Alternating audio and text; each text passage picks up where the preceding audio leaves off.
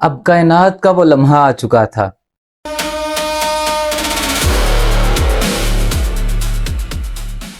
جب اللہ تعالیٰ نے تمام فرشتوں کو ایک حکم دیا، اور وہ حکم کیا تھا کہ آدم کو سجدہ کرو۔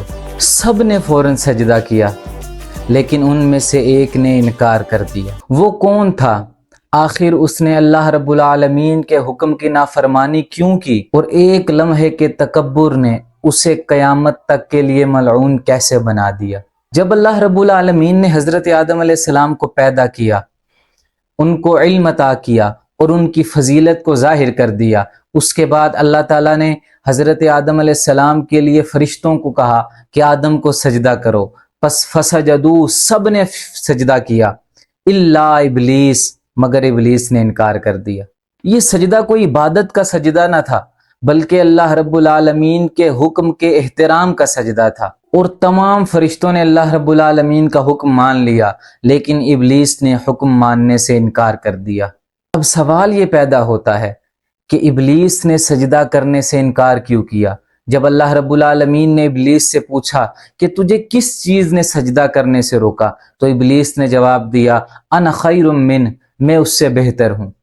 آگے کہا، خلقتنی من نار وخلقتہ من طین، کہ تو نے آدم کو مٹی سے پیدا کیا اور مجھے آگ سے پیدا کیا۔ اور یہی وہ لمحہ تھا کہ جس کے اندر ابلیس کو پل بھر کے تکبر نے ہمیشہ کے لیے ہلاک کر کے رکھ دیا۔ جب ابلیس نے سجدہ کرنے سے انکار کر دیا تو اللہ رب العالمین نے قیامت تک اسے راندہ درگاہ کر دیا، اور اس کا انجام کیا ہوا؟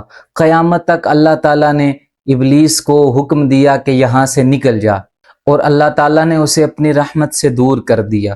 لیکن اس نے ایک عجیب سوال کیا، اس نے عرض کی، یا رب العالمین، مجھے قیامت تک کی مہلت دے دے، اور اللہ رب العالمین نے اپنی حکمت کے مطابق ابلیس کو قیامت تک کی مہلت عطا فرما دی۔ اب جب ابلیس کو قیامت تک کی مہلت دی گئی تو اس نے کہا، یا رب العالمین، میں سیدھے راستے پر بیٹھوں گا اور تیرے بندوں کو آگے پیچھے دائیں بائیں اوپر نیچے سے گمراہ کرنے کی کوشش کروں گا۔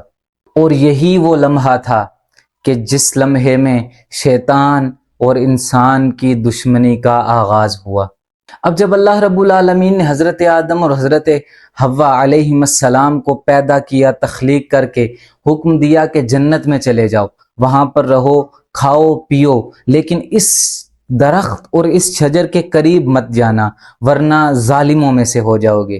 جنت میں ہر ایک نعمت موجود تھی، لیکن ایک حکم کی پابندی ان کے لیے آزمائش تھی۔ اب سب کچھ پرسکون دکھائی دے رہا تھا، لیکن شیطان اپنی پہلی سازش تیار کر چکا تھا۔ اگلے حصے میں ہم جانیں گے شیطان نے انہیں کیسے دھوکہ دیا، شجر ممنوعہ کا واقعہ کیا تھا، اور دنیا میں بھیجے جانے کی اصل وجہ کیا تھی۔